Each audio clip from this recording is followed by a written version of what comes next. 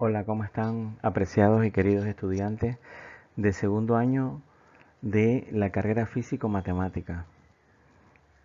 Quiero decirles que me place poder preparar esta video PowerPoint donde pienso explicarles, ¿verdad? Un tema, geometría analítica 1, donde vamos a estudiar ahora la pendiente, ¿verdad? De una recta, pero conociendo las coordenadas de los dos puntos dados en el plano cartesiano. Antes de llegar, el ángulo gamma que está acá, si ustedes se fijan por la orientación que tiene, estamos hablando de que es un ángulo cóncavo o el ángulo exterior al formado por las rectas orientadas, ¿verdad? L sub 1 y L sub 2. Pero si ustedes se fijan, ese ángulo para obtenerlo debería yo restar de 360 grados, pero ese ángulo, por esa definición misma, sería un ángulo mayor de 180 grados. Y para efectos de lo que estamos estudiando, nosotros no podemos valorar esa posibilidad. Los ángulos, ¿verdad?, entre dos rectas dirigidas debe ser menor o igual que 180 grados. En este concepto lo vamos a explicar mejor porque acá vamos a observar ahora de que vamos a hablar de ángulo de inclinación. Y alguien me puede decir, profesor, pero si estamos hablando del ángulo entre dos rectas, ¿por qué ahora vamos a hablar del ángulo de inclinación? Porque estamos hablando de un ángulo que específicamente corresponde al ángulo que solamente vamos a observar que se forma entre la recta, ¿verdad?, y el eje de la X positivo.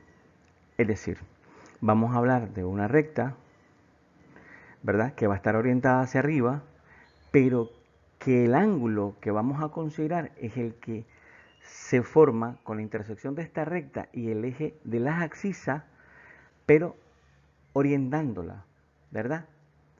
Orientándola hacia su sentido positivo la abscisa y la recta hacia arriba. Es importante entender que aquí las definiciones 1 y 2 se juntan cuando hablamos del ángulo de inclinación de una recta y lo vamos a comprender mejor cuando veamos la siguiente figura que se encuentra en la siguiente diapositiva. Y vamos a ver que ese ángulo lo más que puede tener es una variación entre 0 y 180 grados.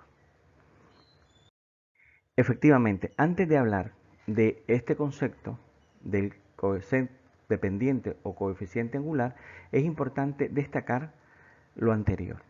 El ángulo de inclinación, alfa, en este caso, donde tenemos L, es el ángulo que se forma con respecto al eje X positivo. Ustedes pueden ver que esta recta está orientada hacia la derecha, el eje de las abscisas, y la recta L está orientada hacia arriba. Entonces, nosotros medimos esa abertura, pero de forma que sea antihoraria, para asegurarnos que este ángulo sea un ángulo como positivo.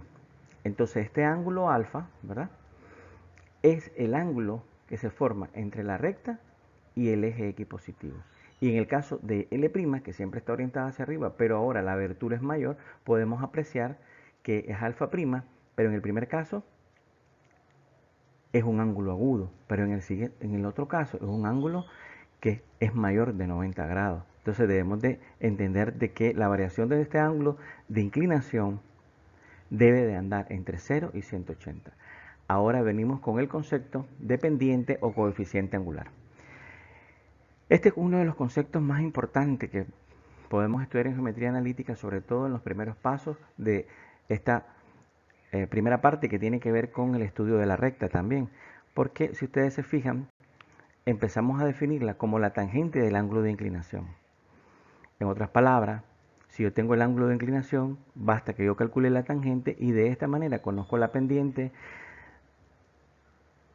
y puedo decir, ¿verdad?, cuál es el valor de esa pendiente gracias a que conozco el ángulo y por tanto puedo calcular su tangente.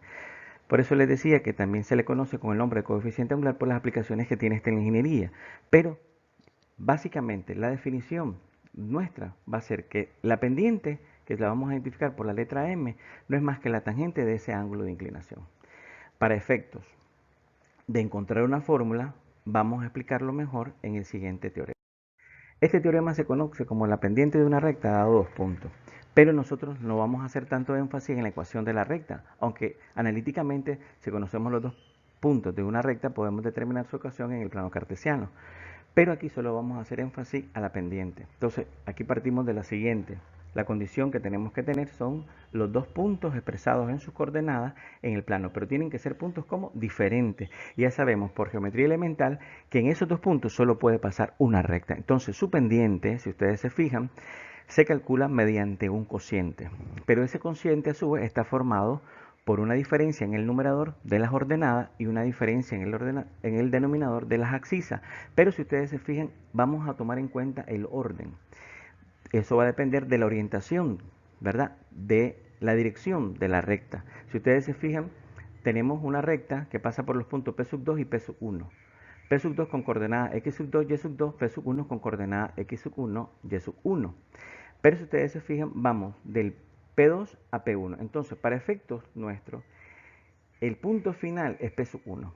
Entonces, bien, si nosotros hacemos, ¿verdad?, una proyección de P sub 2 paralela al eje X y hacemos, ¿verdad?, una proyección de A sub 1 paralela al eje Y de forma tal que se intersecte en P sub 1, si ustedes se fijan, hemos formado un ángulo recto en B. Pero también hay un ángulo que se forma cuando nosotros también hacemos una proyección del punto A sub 2 hacia P sub 2, ¿verdad? Forma paralela al eje Y, forma un ángulo, perdón, un ángulo recto, sí, un ángulo recto, ¿verdad? Comprendido entre la recta y el eje X, pero que también, ¿verdad? Perdón, forma un triángulo rectángulo que también, ¿verdad?, viene a ser semejante al anterior que habíamos mencionado, de tal manera que por ser semejante, estos ángulos son congruentes. Y podemos hablar del ángulo de inclinación como la pendiente, ¿verdad?, de la recta, ¿verdad?, que es el mismo ángulo que se forma, ¿verdad?, en el triángulo rectángulo P sub 2, B, P sub 1.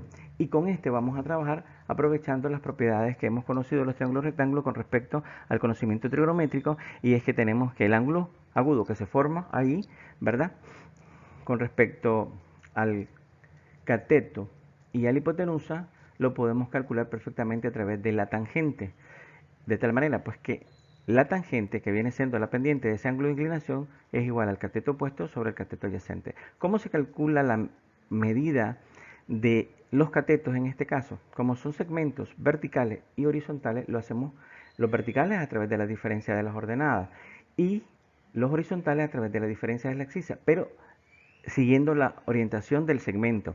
Acuérdense que estamos hablando de segmentos dirigidos. Entonces, el que está en el numerador va de B a P sub 1. Entonces quiere decir que B es el punto inicial y P sub 1 es el punto final. Entonces sería la ordenada de P sub 1, que sería Y sub 1,